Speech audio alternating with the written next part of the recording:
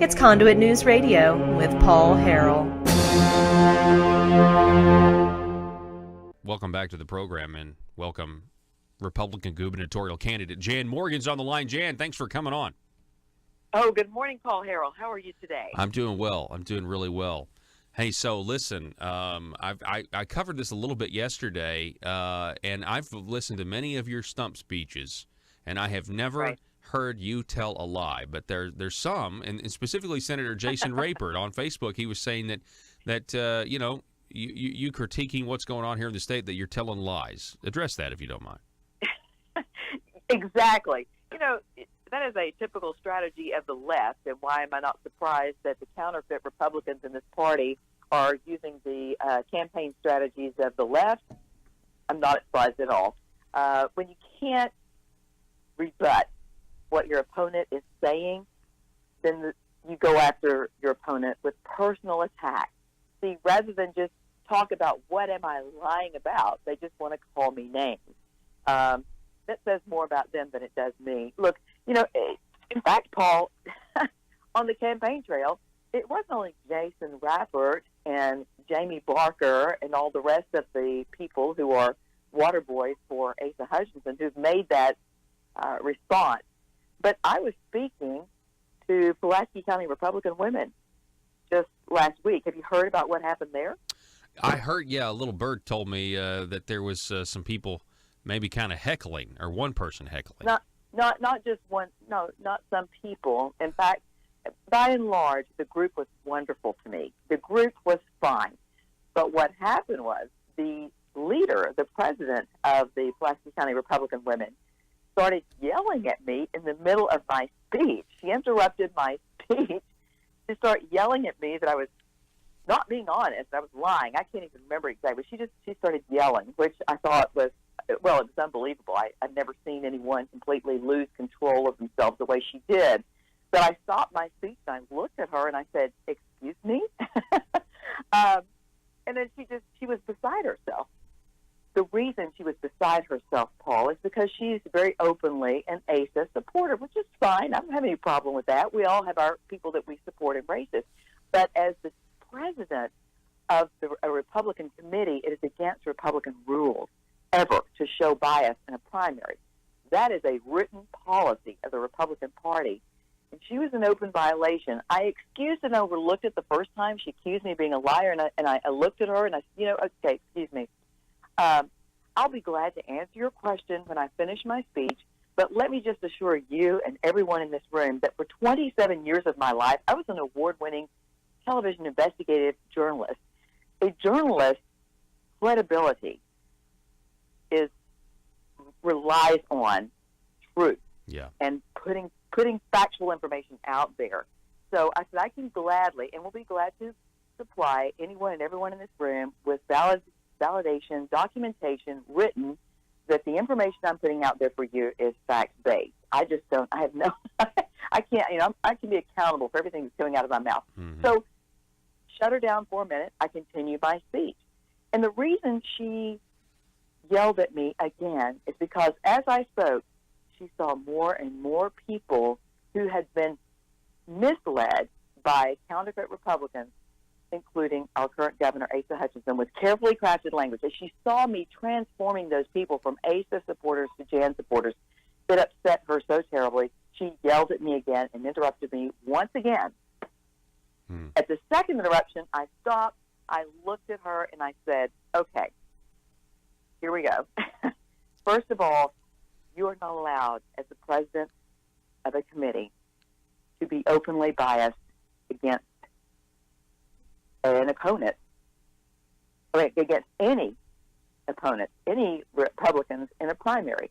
You are in violation by your actions of Republican Party rules. Now, don't worry, I'm not going to call for your resignation, although I should, because I understand this is a very passionate time. I'm glad you're excited and passionate about your candidate, but I'm going to ask you once again, do not interrupt me. Let me finish my speech. And at that point, the other women, including the other women who were office holders in the Republican Party in that county, looked at her and agreed with me and said verbally, out loud, "That's right. She is right. Ms. Morgan is right. You can't do that. You shouldn't do that." Good. Paul, Yes, they stood up for me. So I finished my speech, and then, of course, she jumped up and said, oh, and now we're going to have Missy Irvin on. She's going to speak for the governor. And I just said, I want it duly noted that last month when the governor had his time here, no one from my campaign was asked and invited to come here to rebut anything the governor said. So once again, here is another situation where there's been open bias against the candidate, for candidates. So, they're getting desperate. The other side is getting desperate, and all they can do is call me names instead of coming back and actually showing and saying anything. I said, show me one thing I've said that's not true. When I put information out there, it's fact-based. It is, and it's powerful stuff. I think people are. It's maybe a combination of two things. One, the facts of the spending record. The advocated tax increases by ASA, and then the past tax increases, the tire tax and things like that, digital downloads. I think that's, people don't want to hear that because, and here's the second reason, and this is again a leftist tactic. You mentioned that it's a leftist tactic to when you don't have anything else, you just start to call people names. Well, personal attacks. I think that we have a little bit of a leftist cult of personality problem where instead of looking at the policies that somebody's advocating or what they've done, they maybe just really like Asa, and they think, and they've always been told he's a nice guy, and they don't want to admit that he may be a nice guy, but that he's actually for bigger and ever expanding government. True, and also there are so many Republicans that have not been paying attention to what's truly happening in our government, and when you start telling them the truth, it is shocking to them. They cannot handle it. And steadily, here's a great concern I have, Paul. I know without a doubt that it is the leadership of the Republican Party's determined effort to just grow across the board in all elected positions across the state, transforming Democrats into Republicans without really caring if they truly embrace the Republican Party platform. I'm not saying that because I think that. I'm saying because I actually heard it at a committee meeting spoken by Sarah Jo Reynolds when she stood up before the committee, and she said, we want you to tell Democrats who are running for office, any office, that if they don't change over and run as Republicans, we are going to put candidates and races against them. And Paul, it's very dangerous. And I did get up and speak on that. Back this was long before I was even running for office. I did get up and counter that when I spoke to that group. I said, that is a very dangerous path to take. I don't want people to just transform to Republican Party because if they don't, because of threats, they're not going to be able to win. I want them to transform to the Republican Party because they truly embrace and believe in the Republican Party platform. And I'm telling you that the problems we're having right now with counterfeit Republicans is because we have been pushing Democrats to switch over just so they can get elected. And it's wrong, and it's going to hurt us. It's going to destroy this party in the long run. And Asa Hutchinson's leadership as a progressive, establishment progressive, doing things like Democrats do, like raising taxes, growing government, increasing spending, doing nothing about corruption. In fact, sitting on his hands when Republican legislators tried to pass legislation that would help stop corruption by putting more transparency in government and showing connections, financial connections between legislators and lobbyists. Those kinds of things are going to destroy our party. We cannot do 4 more years of that. And if we do, the Democrats will take over state government once again because we will have proven that leadership and that having Republicans in control is no different than having Democrats in control, that we're still going to have the same old from career politicians. It will destroy this party, and it will be devastating for the citizens of Arkansas. We're talking with Republican gubernatorial candidate Jan Morgan. She's on the line with us this morning.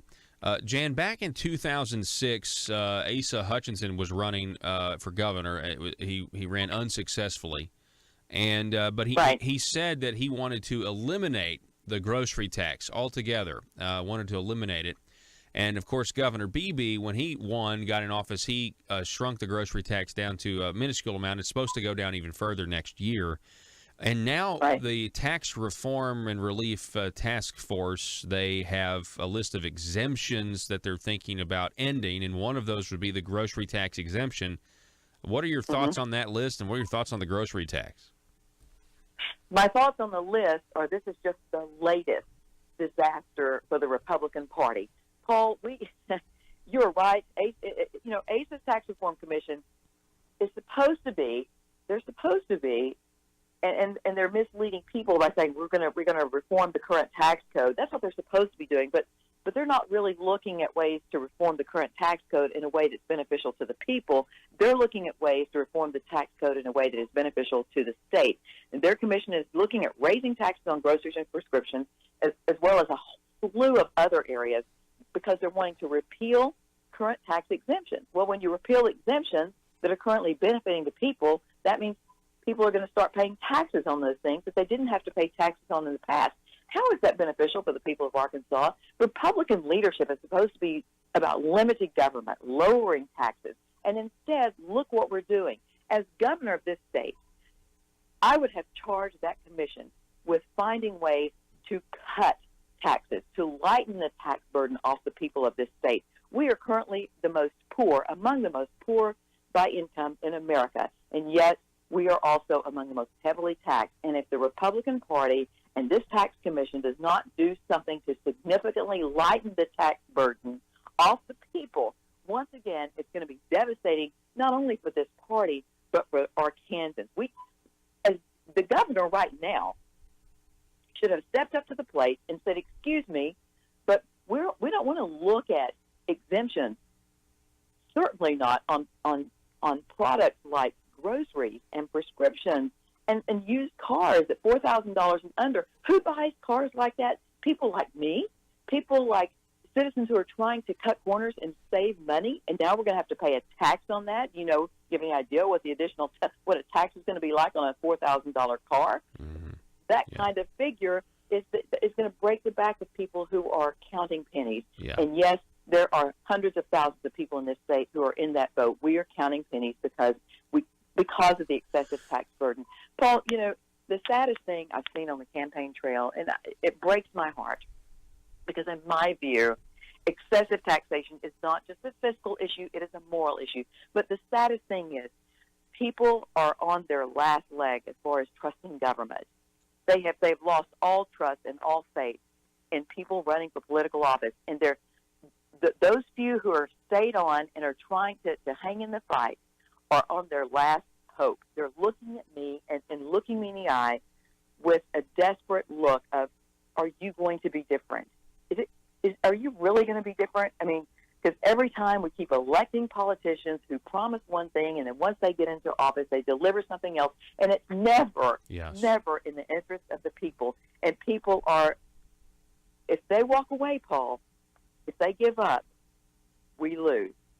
And what will happen to this state, once again, will be extremely difficult to ever turn around. Right now, so many people are paying attention and engaged in their state government, and I'm so excited that so many are in the fight, and they're giving everything they can to get me elected because they know I'm the real deal. Yeah. And anything and everything I do, and I can assure you, number one, we're going to cap spending, because government spending requires more taxes to feed the beast. We will cap spending, and then we will immediately get in there and start looking for ways to cut taxes, to lighten the tax burden off the backs of the people, off the backs of the businesses, and bring real tax reform to this state. Yeah, I love all that. I think that sounds great. I'm worried in terms of this the task force and the list of exemptions. You know, I worry that they when it's all said and done, because they're going to say, well, we'll eliminate exemptions, which is a tax increase, but we'll cut taxes over here, so it'll be a net wash. But I'm worried that the government ends up getting more money. But here's a question for you: how does you or Asa, whichever one wins, facing that Democrat, in November, and having a debate with that Democrat, assuming that I'm assuming that we'll actually have a debate, because right now, of course, Asa won't debate you.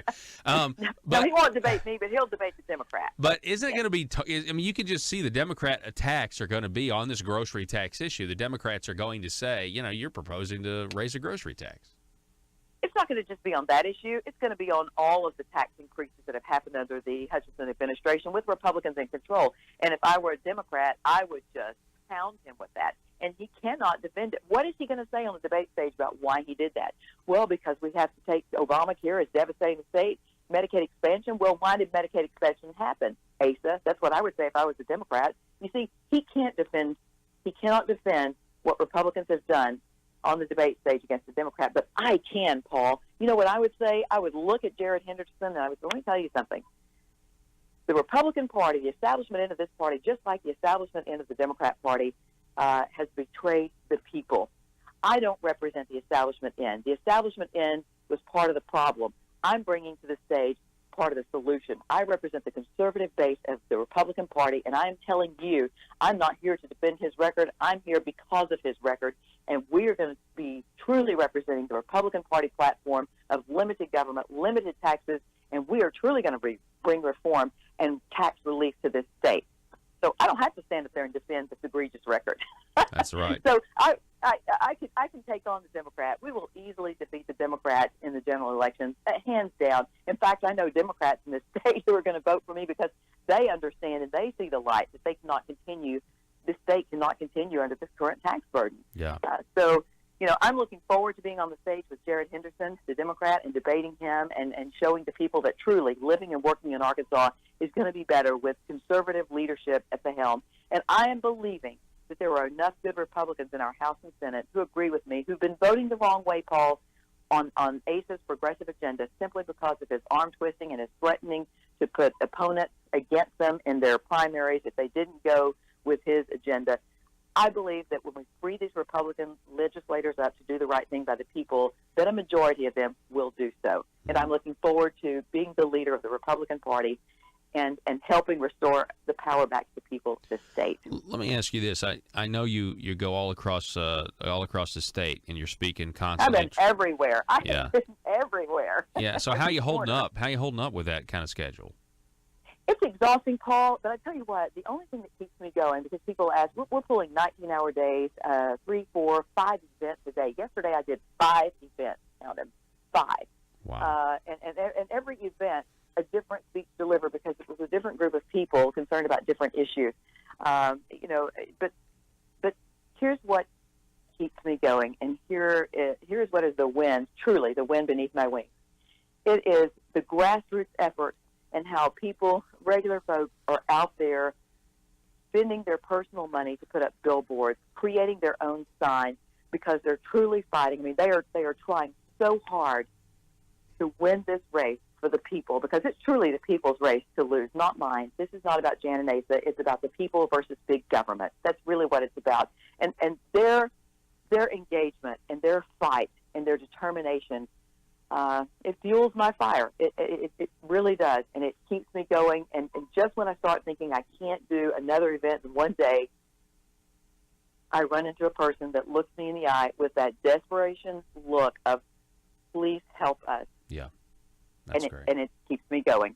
Yes, sir. Well, Jan Morgan, I appreciate you throwing your hat in the ring and doing all this because it is a sacrifice, and I appreciate you, answering the call. When people wanted you to run, you stepped up, and we're going to continue to cover this election, and best of luck to you, Jan Morgan, and be safe. Yes, sir. Thank you, and Alrighty. thank you. All righty. Jan Morgan, everybody, Republican gubernatorial candidate, forcing Asa Hutchinson every single day to take another, another position that's to the right of what he actually believes. I mean, it happens almost by the day now. Has anybody noticed? We're going to take a break. You're listening to Conduit News Radio. I'm Paul Harrell, back in just a moment.